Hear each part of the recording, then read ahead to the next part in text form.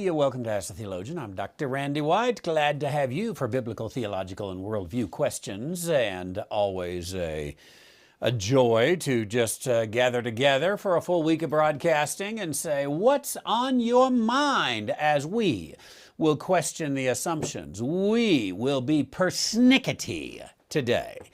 Let's be 100% biblical. Let's be 100% persnickety. Let's be 100% questioning the assumptions, because we don't want to get into groupthink. We don't want to parrot Polly wants a cracker. We want to go to the Word of God and see what it has to say. And let's throw in a fair degree of sarcasm, just for the fun of it, this week. So let's see, we've got a couple of new things coming up. On Thursday, I've got to find a way to market this, of course, because marketing's everything. We will begin a new series. It's a prophecy series on prophecies of the Messiah. Fulfilled, unfulfilled, hidden.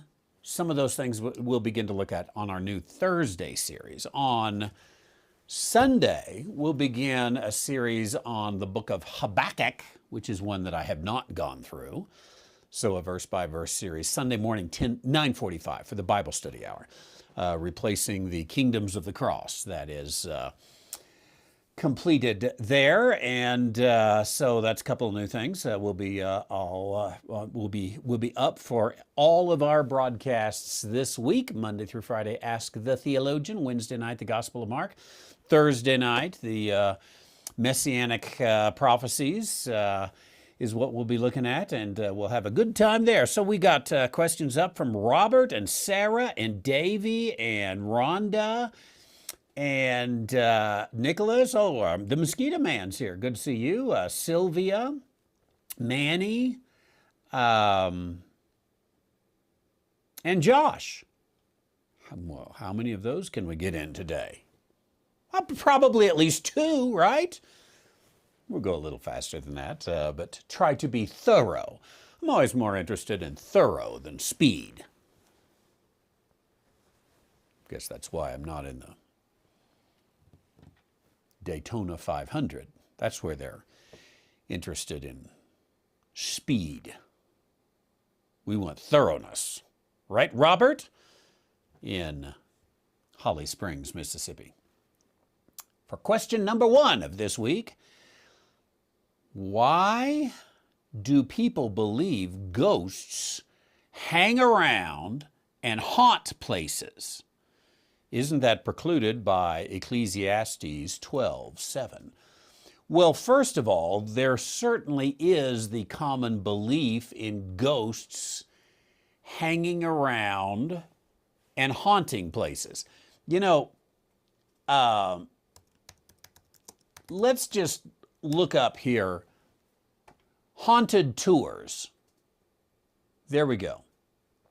Haunted tours. Where are we? Let's see if we can find a good haunted tour.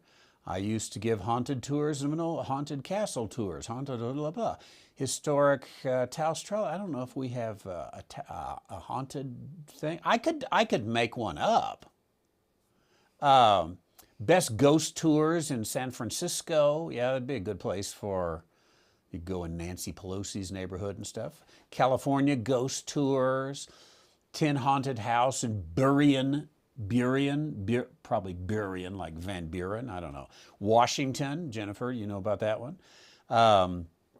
It just goes, okay, America Ghost Walk. So this is, I just bring that up to say, yeah, there's a sort of a popular lore of haunted places. I suspect just about every place has its lore of that place is haunted, or, you know, the ghost of John, he walks down those streets at night. Whatever it is, it's there. And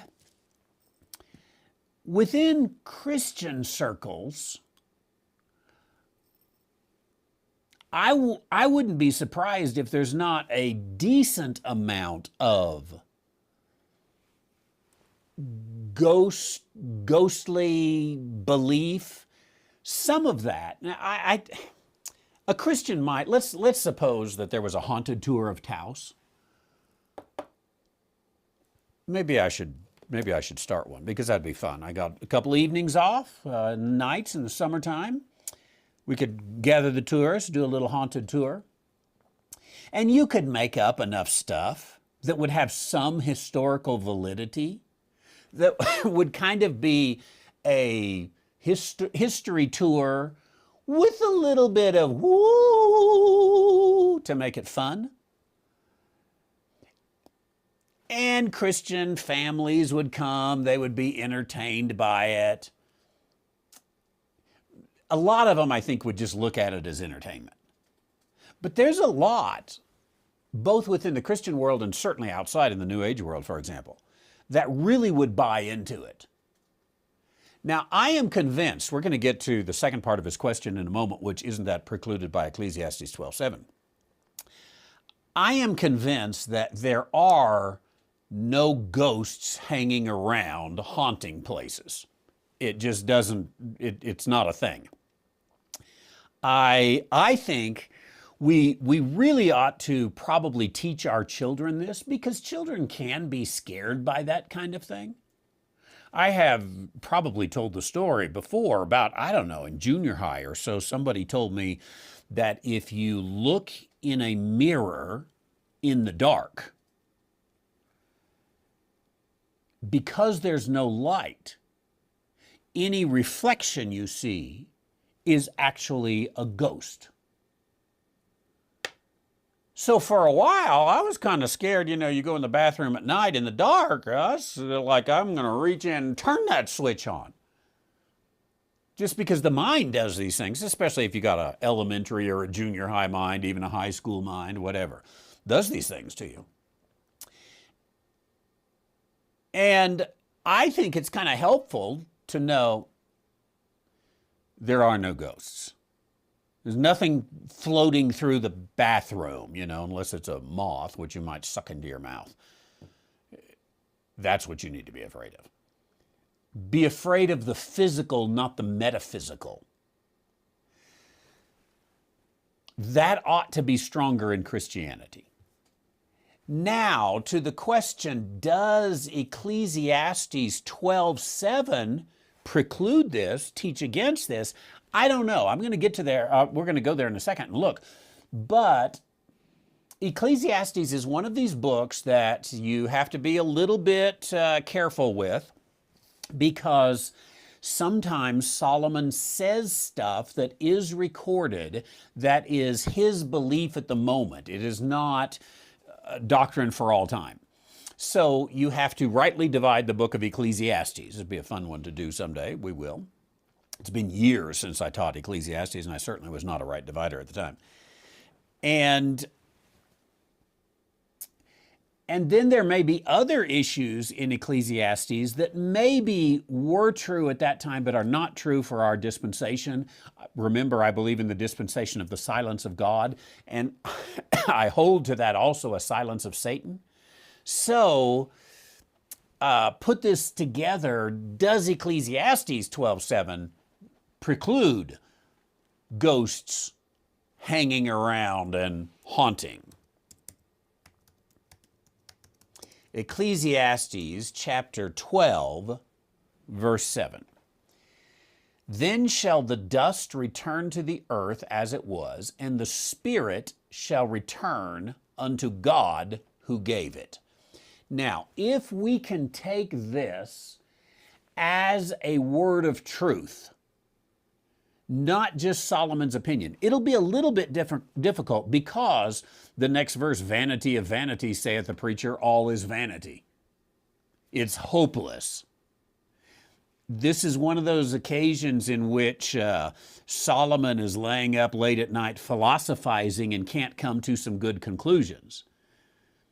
So this is part of his philosophy. So I would rather have a more robust argument to say that the Spirit returns to God who gave it, that the Spirit is not here rather than that verse. If I could find some cross references for that, that would help. Let's use, we don't use very often, the little AI tool built into Biblify.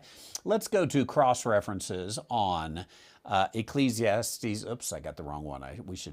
You got to click over here, make sure it's Ecclesiastes 12:7. Now we'll do that again, and see what we get when it pops up there for Ecclesiastes 12:7. Here we go.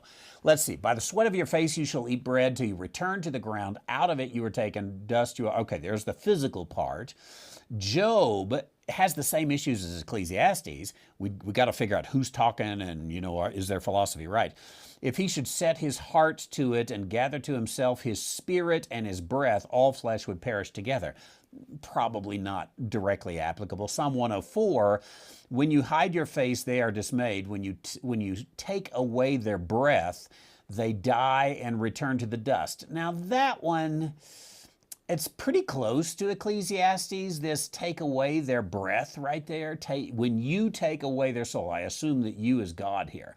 2 Corinthians 5:8, we are of good courage, would rather be away from the body and at home with the Lord.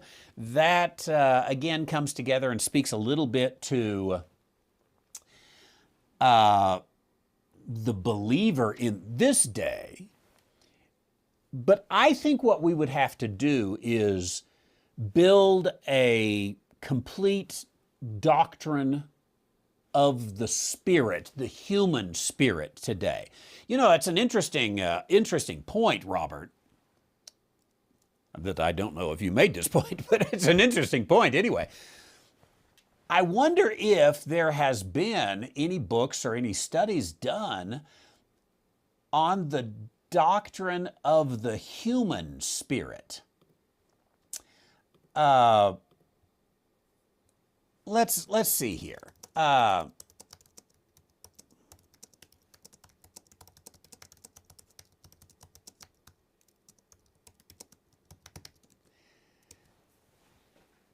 going to do a little research, pull that up, and see if we can find anything, because that would be an interesting, especially from a right dividing point. I'm almost sure from a right dividing point of view, there's not been one done, but maybe there has.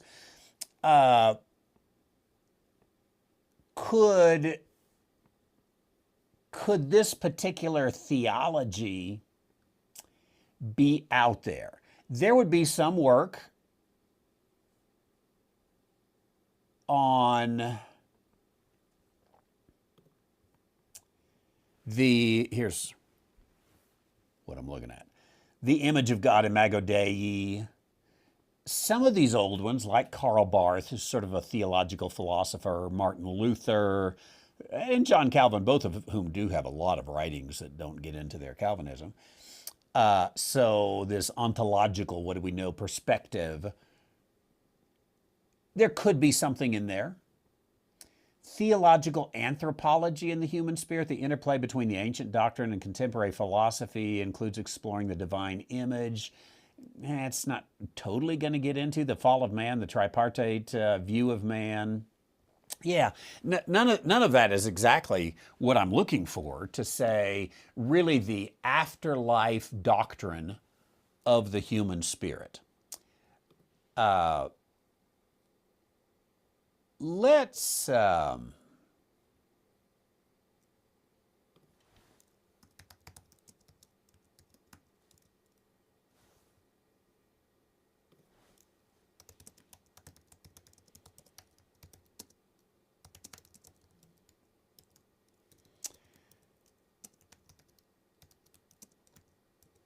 I'm making myself some notes. Okay. Let's save that for a possibility of doing some study in the future. A study of the doctrine of the human spirit after death in all dispensations. What happens?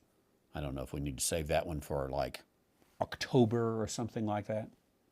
But interesting concept there. Excellent. Let's go to Sarah G. in Indiana. Good to see you. Oh, well, we're coming then, Sarah G. Let's see. Um, a couple of comments. Okay, first of all, Linda. I definitely don't believe in the silence of Satan. I had my own experiences that I can't explain. Some of them I could explain, but not all of them. I almost think that we all have a little bit of that. I think here I would like to study this more. This would really take a lot more capability than we totally have here. But let me just show you an example.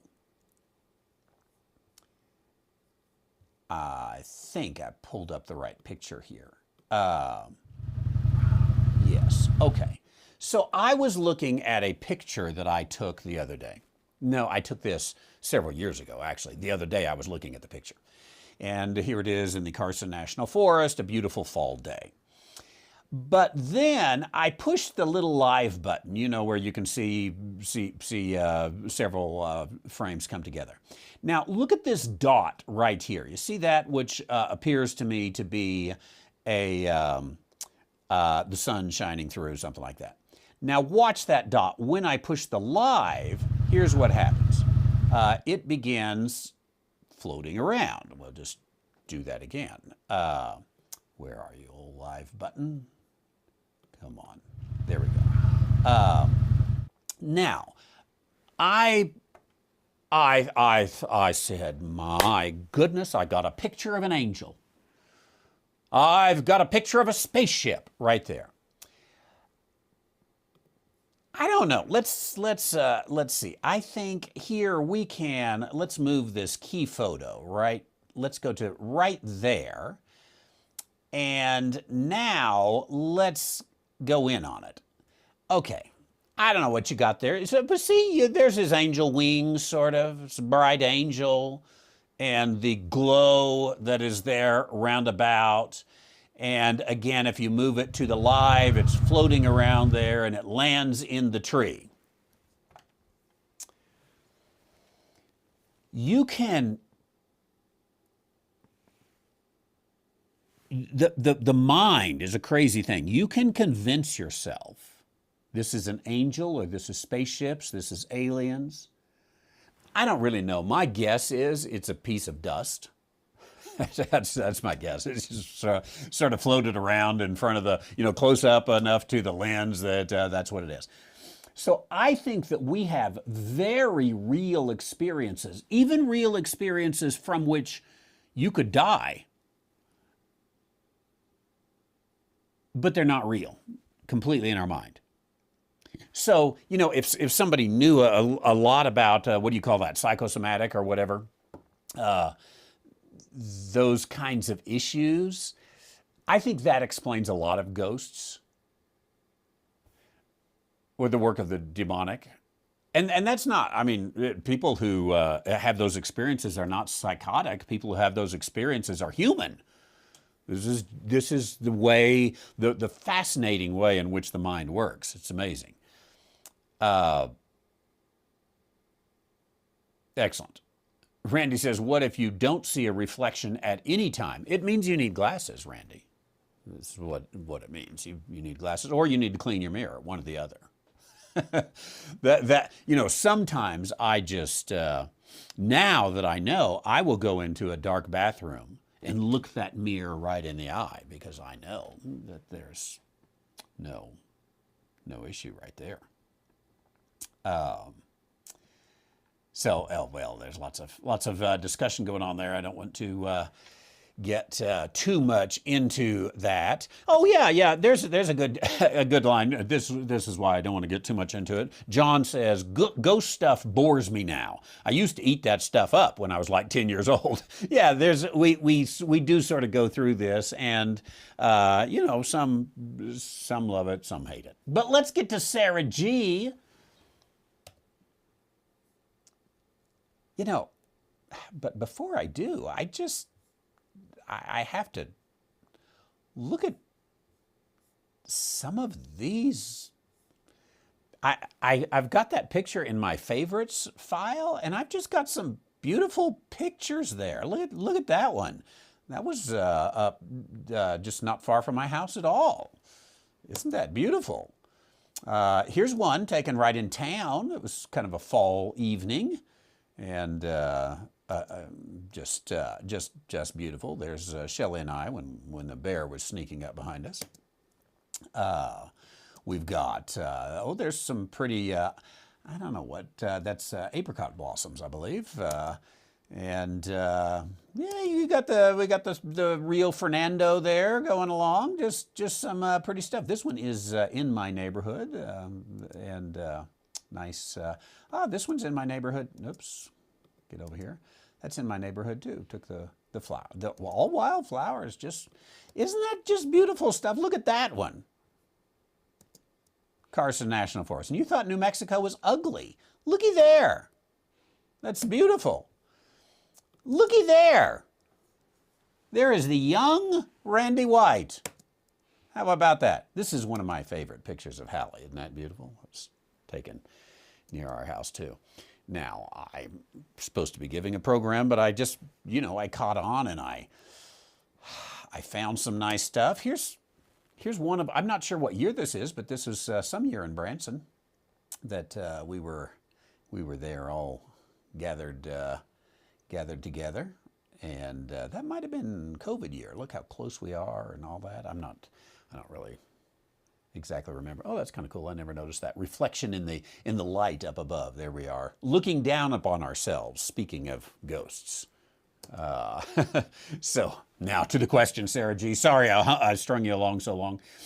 Wondering, Sarah G. says, how do you handle a corporate prayer in which you disagree with the content of the prayer? This happened at a basketball game last night, and I felt discombobulated.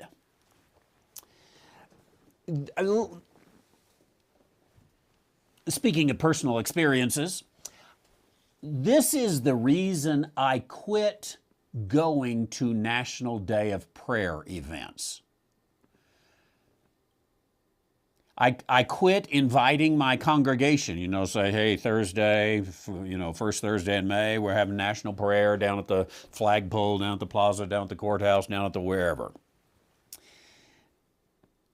I quit doing them because invariably half the prayers were just stuff that I was like, oh my goodness, I don't even want to bow my head for this one.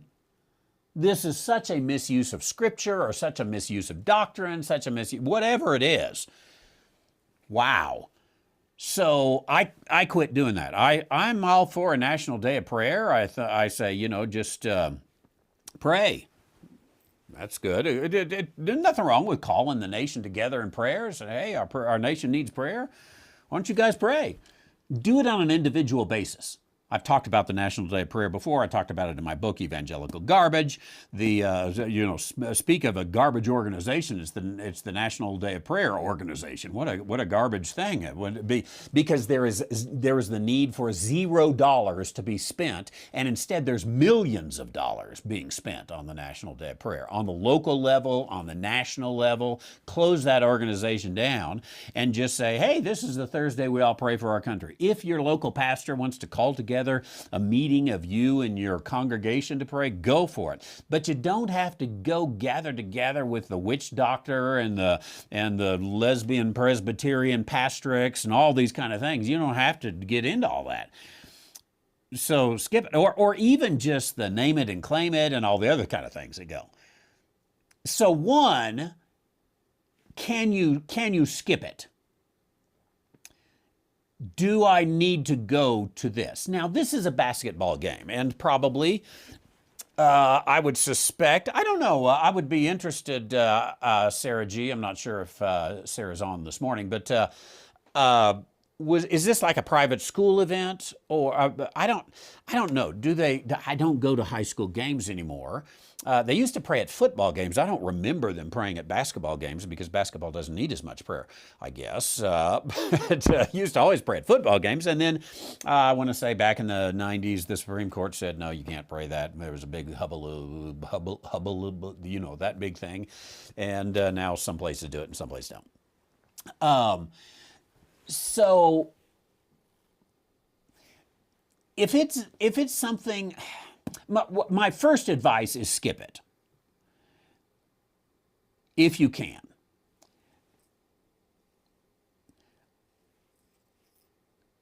Let's say, however, you're in a basketball game. There's part of me that wants to say, don't bow your head and close your eyes. Just look around, let the prayer go. There's part of me that wants to say that. But the bigger part of me wants to say, our society does need the reverence of coming to the Lord. And probably you're a better witness bowing your head, closing your eyes, and saying your own prayer and trying to filter all that out. And then saying amen at the end. To promote that tradition, if nothing else, I know some of my right division friends and some of my fundamentalist friends would not like that answer because some people are on this issue more black and white in their thinking, and that prayer is wrong and therefore I cannot participate, which I understand and I'm okay with. And I understand that going through the motions of a prayer is the Pharisees spoke against that. Put all that in the hopper, along with the need for a society that has some traditions, some Judeo-Christian traditions, some strength in spiritual traditions. I think we need that. And so if I'm at a political event and there's a prayer, which, there often is. I know in our local Republican Party, when the Republican Party meets and has their local meetings, they always have a prayer. And I know that I have been asked by certain politicians to, at certain times during some of their rallies, to go and, hey, would you lead us in the prayer? Yeah, I'll go lead in the prayer. I remember, I believe my dad at one point was invited to give the prayer for the opening of the new sewage plant. There's these civic events and public events. I've been invited, to the school board meetings, to the county commissioners meetings, all those kind of things. So, hey, we have a prayer. Would you come and say the prayer? Yeah, I'll come and say the prayer. Because I do think there's a good testimony or tradition.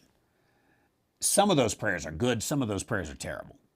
And I do have some friends who would say, better that we have no prayer at all than that sometime there's a bad prayer. I am not really one of those. I say it's better to have prayer, recognizing we live in somewhat of a secular society, and some of those prayers are going to be wretched and horrible. But let's try to remember that we once had a fairly homogeneous spiritual society.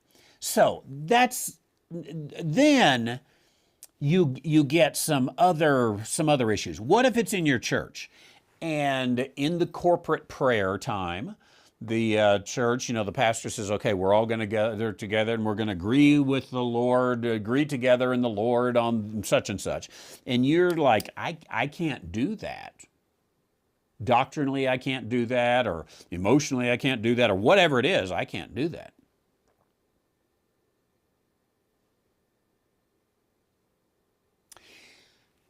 I think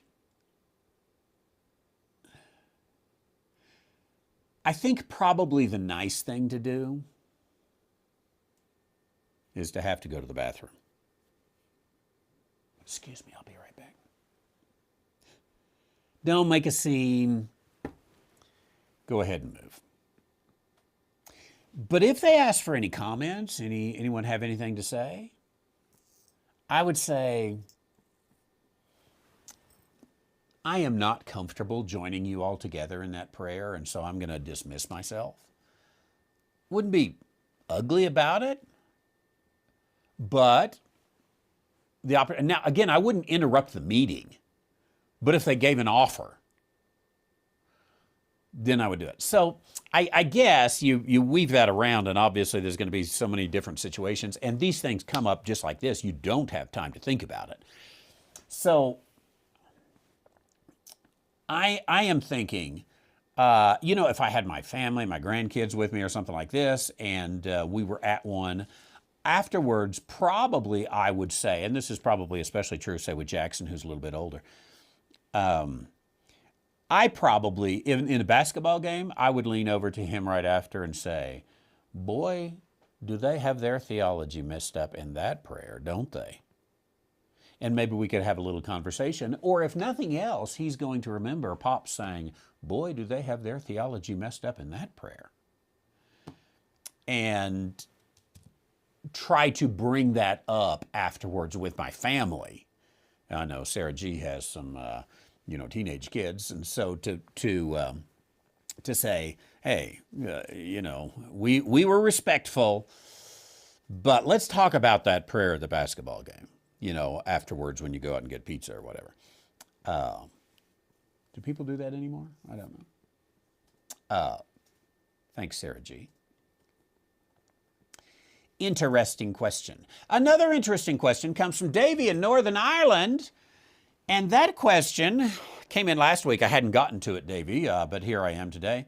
And the question is, who was the second in the body of Christ? What an interesting kind of question. I should ring the bell on that. I have not had that question before.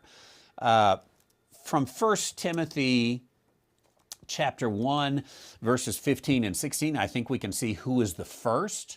This is a faithful saying worthy of all acceptation, that Christ Jesus came to save sinners, of whom I am protos, chief, right at the beginning.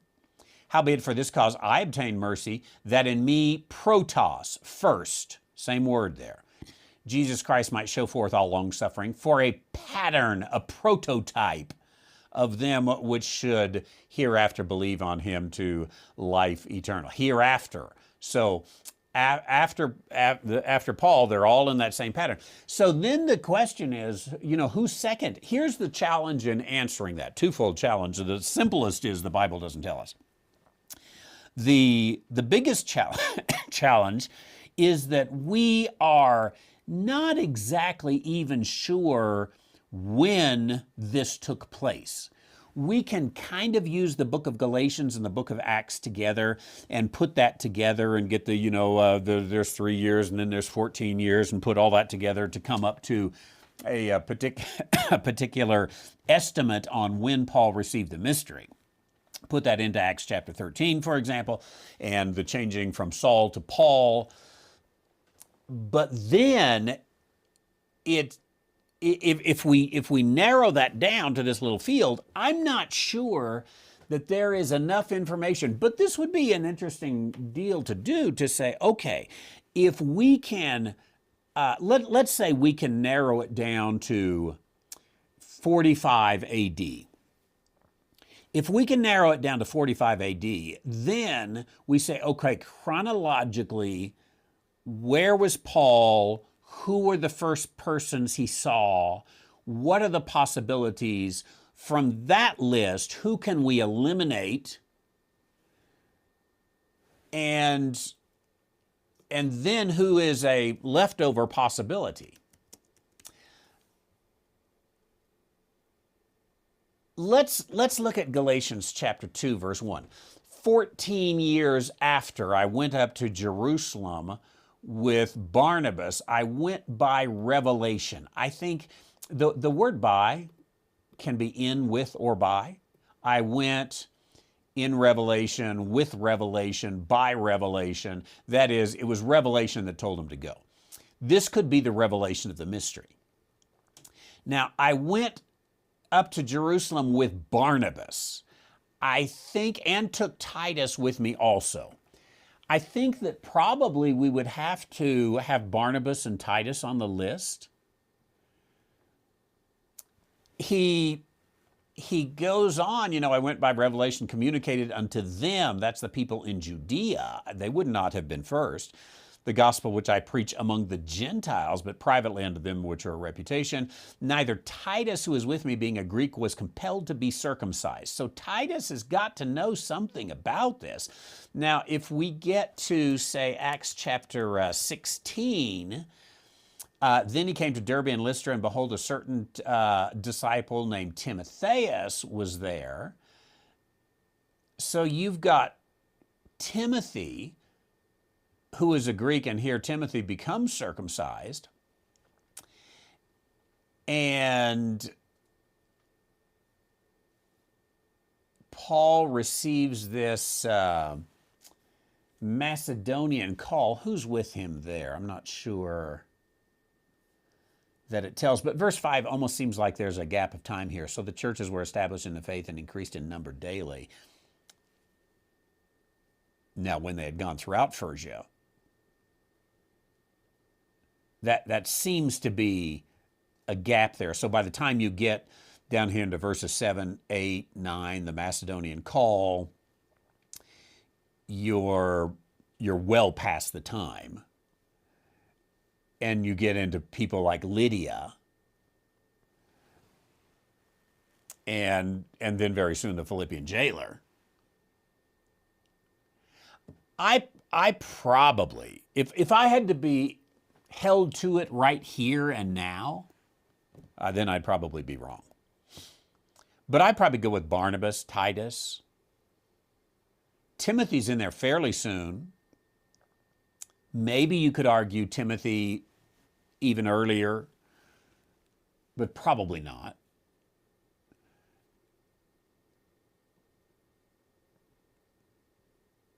I don't know where Silas comes in there. I don't think we see Silas until later. So, if you have to have an answer, then I'll say Barnabas. But I could be wrong. How's that? That's an interesting question. I should dig into that one further as well. Can we put together a reasoned argument on who came second, who came third, who came along the way? Let's just add who came second.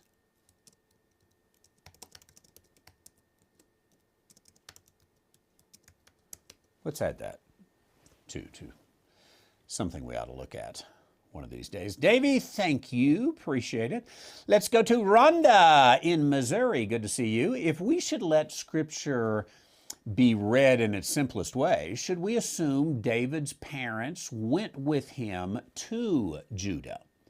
Since we are told they stayed with Moab while David was in the hold, the very next verse tells us that David left the hold. Simple, no speculation. They just simply were the focus of the story. From this point on, seems more likely. Okay, this question is related to yesterday's sermon as we were talking about David in the cave of Adullam. And that comes from 1 Samuel chapter 22. We gave the Jewish tradition that the king of Moab killed Jesse there. We know that we don't see him anymore. But if we get, so his father's house heard of it, they went down thither. This is the cave of Adullam. And he, in verse 3, he went to the Moab. He said unto the king of Moab, let my father and my mother, pray thee, come forth and be with you till I know what God will do for me. Now, that little phrase right there, let's go ahead and highlight it because we might want to come back to it later. He brought them, the parents, before the king of Moab.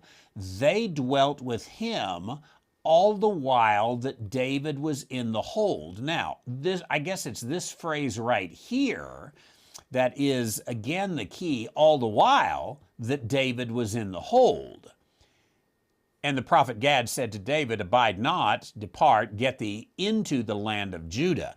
David departed and came to the forest of Hereth. So, yeah, you could build this. Now, you say it's simple and no speculation. There's a little bit of speculation involved in there, because I'm sure we could find examples for this even in the scripture. I'm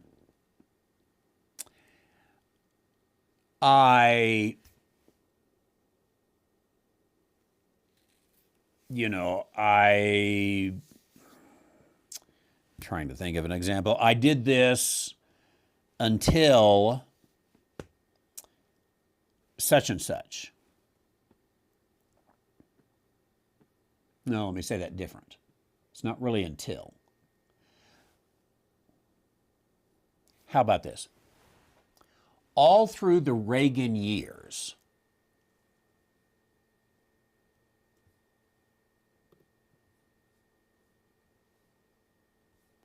where was that? There we go. All through the Reagan years, I had hair.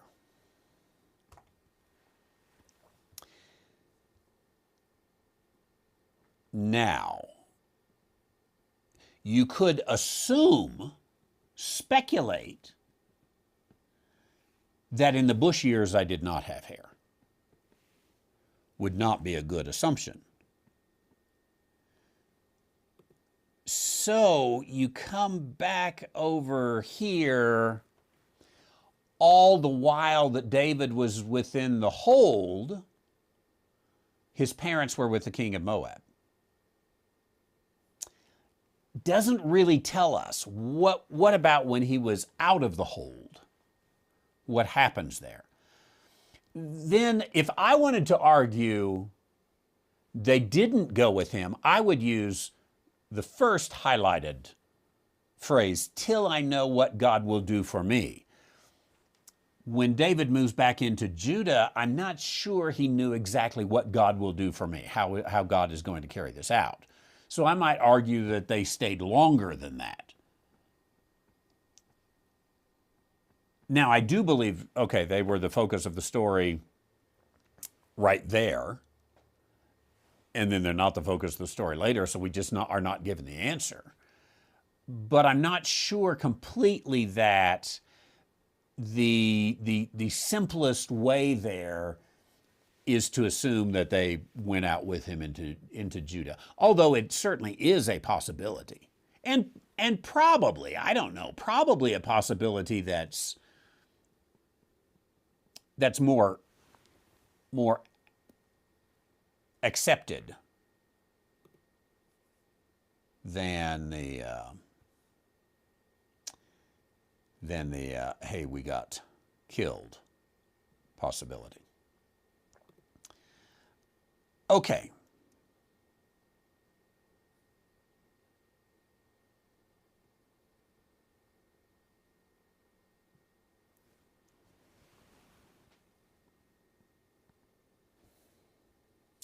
I see a question from Nicholas, but I think, I was going back to my text messages here, I think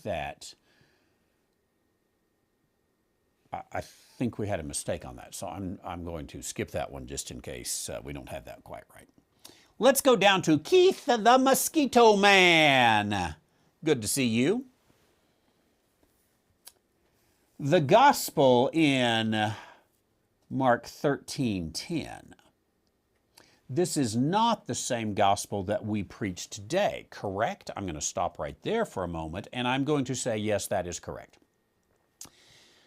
We know this for two reasons. One, Paul said he received the gospel in Ephesians chapter 3 and that it was not known prior to that time. Two, Paul says in Romans 15:8 that Jesus was a minister of the circumcision, confirming the promises to the fathers. So we have a different gospel here. Now, let's look at Mark 13:10. That is just the, I sometimes call them the curbs, you know. We set these boundaries that say, okay, Paul's gospel started here, therefore his gospel can't be over here.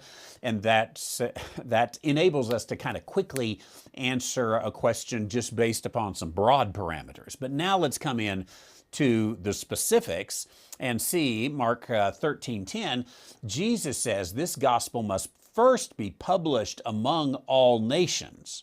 Now, and the gospel, he says, must first be published among all nations. Now, of course, most would take that to be the gospel of grace that you and I preach today. And it must be preached to all nations. This, by the way, there was a guy named Jerry Rankin. Jerry Rankin used to be the president of what then was called the Foreign Mission Board of the Southern Baptist Convention. Today it's called the International Mission Board. It might have changed during that. He was a nice guy. I knew him. I corresponded with him. He had a lifelong missionary career. He was a scholar and a gentleman. He was not a right divider. And he was passionate about missions. And Jerry Rankin took this verse right here, the gospel must first be published among all nations. And during the 80s, 90s, when he was president of the Foreign Mission Board, he really, I'll put this in the most negative way you can put it. He said, this is the generation. And there were a lot of people saying that. Not Chuck Colson. Who's the guy that started Campus Crusade? Bill Bright was saying that. That this is the generation. A lot of people in the 80s and 90s, this is the generation. So Jerry Rankin really pushed the envelope to get as many missionaries out there as you can. This is the last generation. We've got to get them out there to the ends of the earth. And the number of missionaries skyrocketed and was, well, by the way, years later,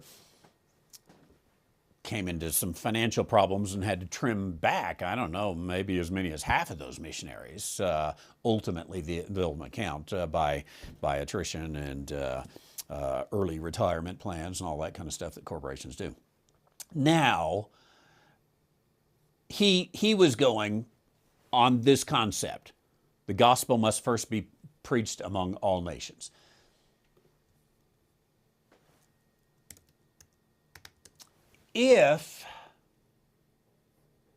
I just found this document last week. I can't remember. I think I did bring it up.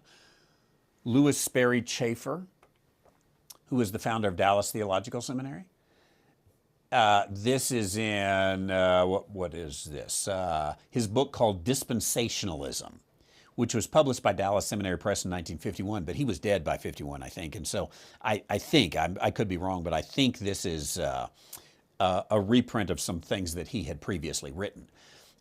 And the reason I wanted to clip this is because most DTS guys today, if I wrote this, they would say that is heresy, blasphemy. Nobody should say that and be allowed to have their name ever mentioned again. But Lewis Sperry Chafer says here that the gospel of the kingdom and the gospel of the grace of God, you got to recognize a difference. And he goes through and he talks about the difference and brings this up. Now, one of the reasons I bring this, I haven't read the full rest of the question, but I see my pastor this past Sunday preached. If you talk to your pastor about this, let me get you the Lewis Sperry Chafer article and use that. Don't mention Randy White. Because if they go, Randy White's a crazed lunatic out in Taos, New Mexico. He teaches there's two gospels. He wrote a book about it right there, the rightly divided gospel. Oh my goodness, heresy, Galatians, let him be accursed. But if you show him Lewis Sperry Chafer, founder of Dallas Theological Seminary, oh, well, then he's got to deal with it. So forget Randy White and show him Chafer. Now, your first question The gospel in Mark 13:10, this is not the same gospel we preach today, correct? Absolutely correct. It's the kingdom gospel that will be proclaimed to all the nations. And by the way, thank you, Rudy. Matthew 24:14 specifies the gospel of the kingdom. And so the first thing that you would have to do is separate the gospel of the kingdom from the gospel of grace. Then you could even look and say, has the gospel of the kingdom been proclaimed to all nations? No, not at all. I would say even the United States does not know about the gospel of the kingdom. I would say there is no country in the Western Hemisphere that knows about the gospel of the kingdom. As strange as that sounds. If I were to write a 10-question quiz about the gospel of the kingdom, the physical gospel of the kingdom, that's this one right here. The kingdom of God is the prophesied reign of God through the Messiah, a descendant of King David who liberates Israel from its oppressors, establishes a just and righteous rule. This kingdom is a geopolitical reality centered in Jerusalem that restores Israel to its former glory and brings peace, justice, and prosperity to the world. They would fail it. We would have a hard time finding 10 seminary students who would pass the quiz, the 10-question basic quiz. They don't know the gospel of the kingdom. They couldn't tell you what Louis Sperry Chafer, why he defined the differences, that Bullinger, why he defined the differences. He mentioned Schofield, why Schofield defined the differences. The gospel of the kingdom hasn't even made it to the seminaries yet. So, now going on, my pastor this past Sunday preached a sermon using Mark 13:10 as a way to tell the congregation to get the word out because, as he put it, we're in the last days of the church. Yeah, this is, remember my book, Evangelical Garbage, the subtitle is How Evangelicalism is Confused, Manipulative, and Downright Dangerous. This is the manipulative portion of that. And I suspect, I don't know Mosquito Man's pastor, but I suspect he's a nice guy. I suspect he means well. He might even wear a tie. He's not setting out to manipulate people. He's not setting out to use people, but it's all he knows. He's been brainwashed. Probably went to the big box seminary. Got his degree on the wall. And so wouldn't even have the beginning of a clue on how to talk about the gospel of the kingdom is the difference. If you presented the idea to him, he would be opposed to it right away. So much that he could not even question the assumptions. There is a way to deal with that. We'll talk about that here in a moment. So your pastor was being manipulative, using that to get people to go on the mission field, to give money, to be more involved in the local community. Here is this urgency. It's the same thing Jerry Rankin did in the 1980s, and the same mistake that he did. So, a lot in your congregation, of course, will say, "Oh yeah, we should, give more to the missions fund. We should give, maybe think about going on missions. Let's do a mission trip. Let's have a spaghetti dinner so we can pay for the youth to go down to, Guadalajara and hand out water bottles, whatever. We got to do this. The urgency."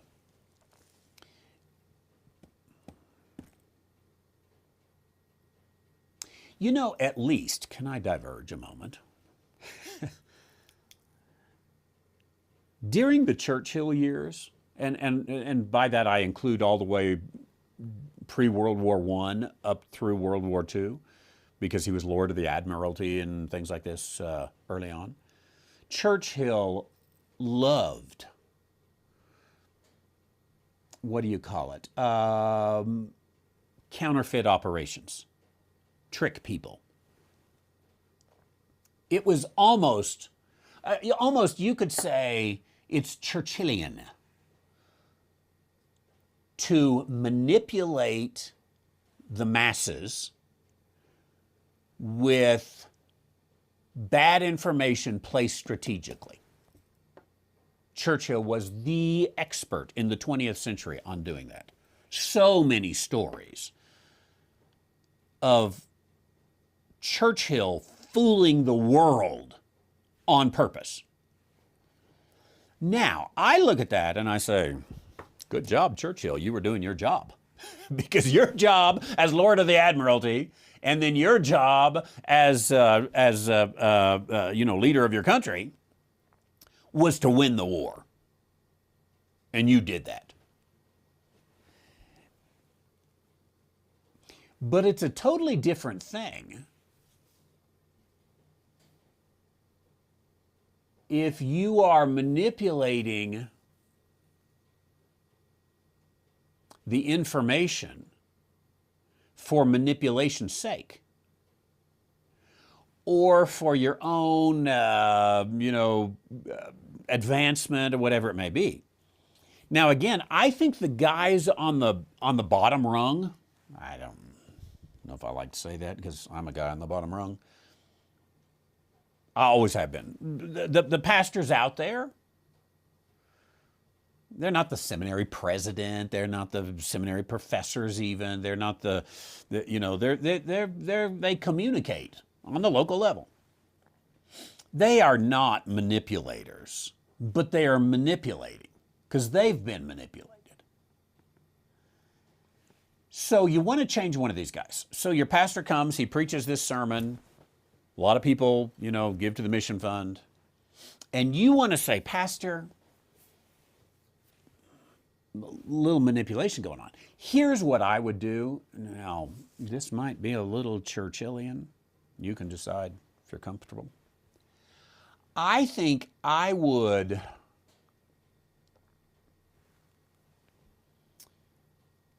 maybe get this article.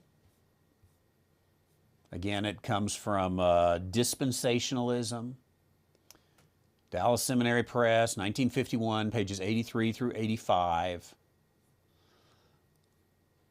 Or, ask me for it, just delete the email address. Maybe even get Dr. Alice's Evangelical Quarterly, Edinburgh, volume 8, number 1, page 29, if you can get a copy of that. Sometimes say, Pastor, I've been looking at this stuff here. Get a little Schofield in there. I wouldn't use Bullinger because Bullinger's like white. Some baggage there. Lay out this. There's a group of people out there who have been saying, and these are pretty distinguished guys, Schofield, Chaffer, well respected. They've been saying that the gospel of the kingdom is different than the gospel of grace. I've been reading on this a little bit, Pastor. I don't know. I just want to hand that information off to you. If you got to give your pastor some room, because he's been brainwashed and he doesn't know he's been brainwashed. So you got to plant these little seeds in there.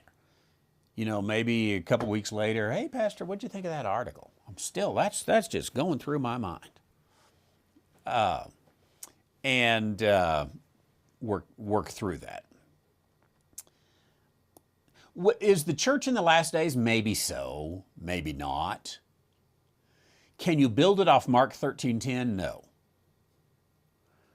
I'm convinced nobody knows if we're in the last days or not.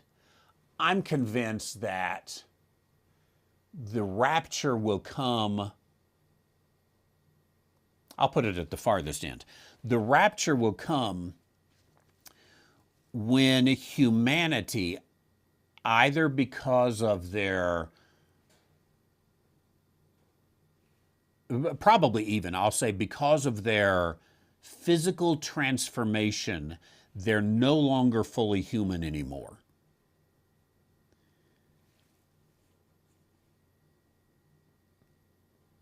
They said the other day, I read an article about it anyway in some science magazine, mRNA changes DNA.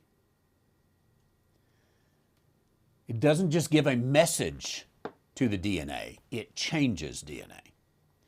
So we're not far from humanity no longer being humanity as God created it.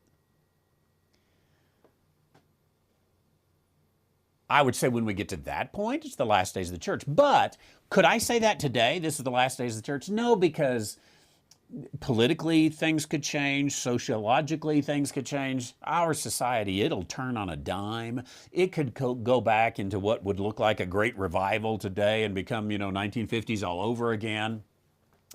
There is the possibility of that happening.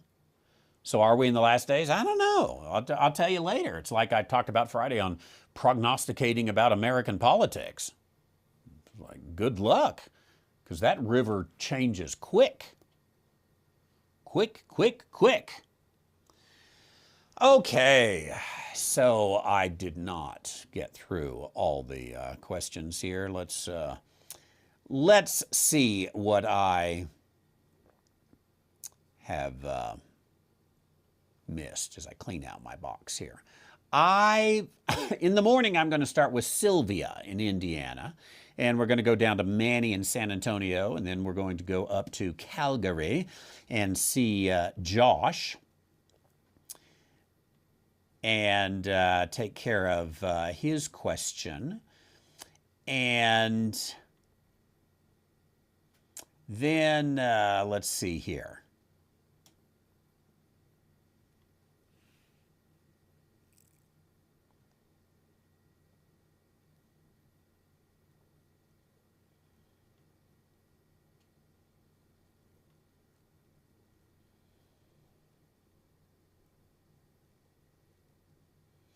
Then I have a follow-up from Rhonda's question about the parents.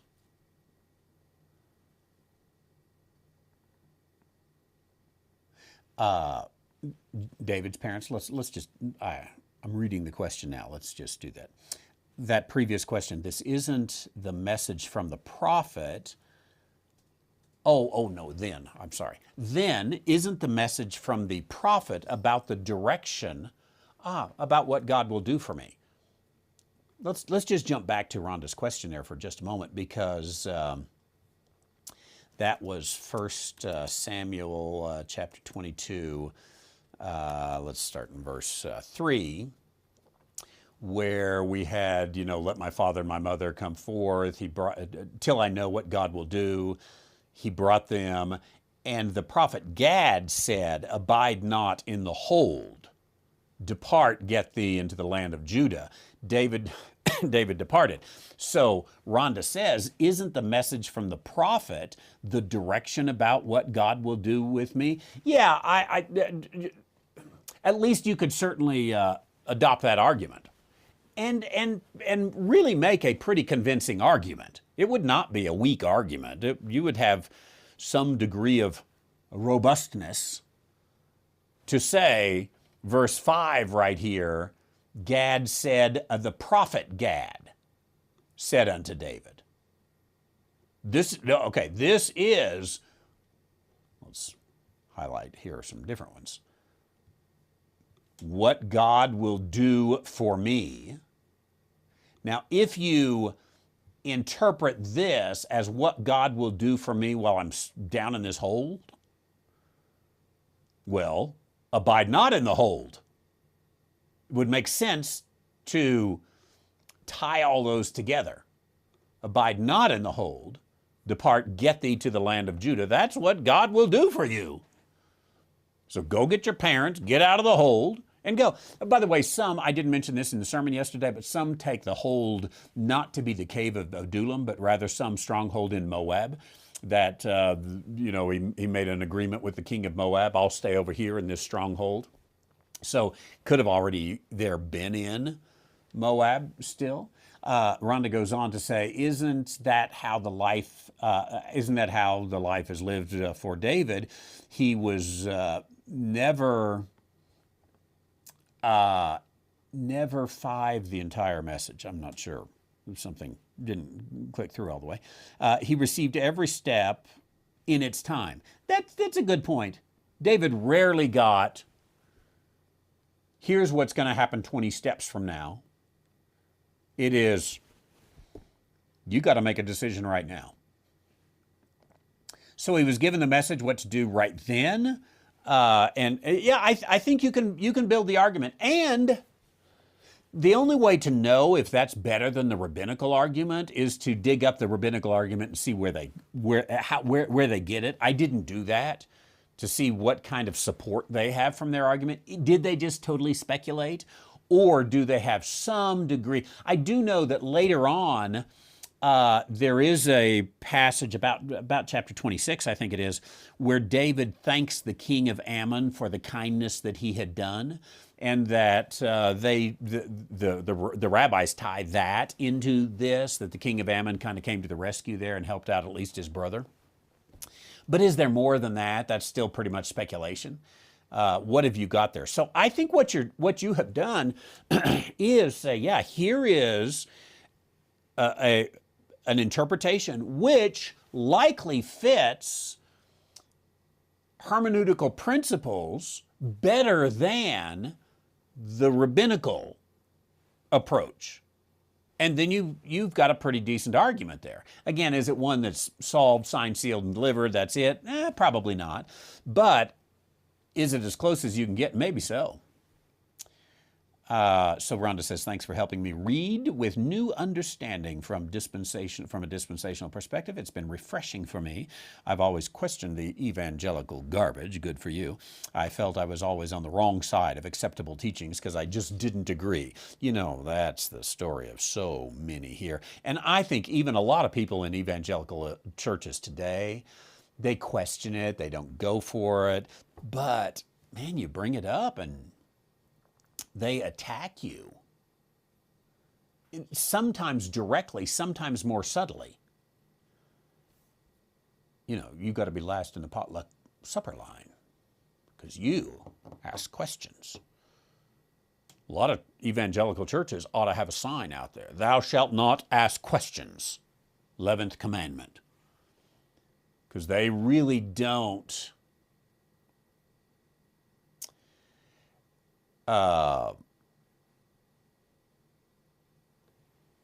don't allow that.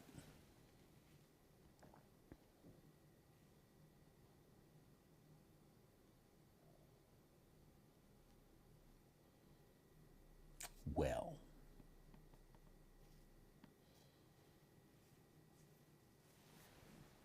glad to, I get caught up in the chats there. It's hard to talk and read the chats at the same time.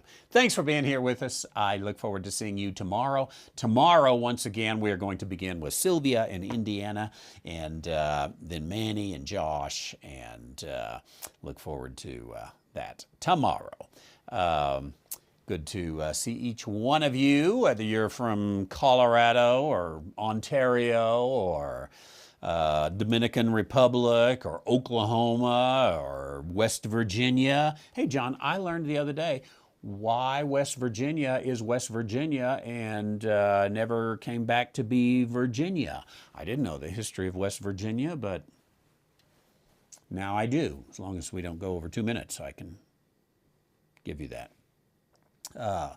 Yeah, excellent to see all of you, all through. Okay, got to stop. Thanks for being here with us today. It's a blessing to have you, and thanks for Nathan on the controls, and all of you who are watching over and providing for our ministry. Appreciate it. Until next time.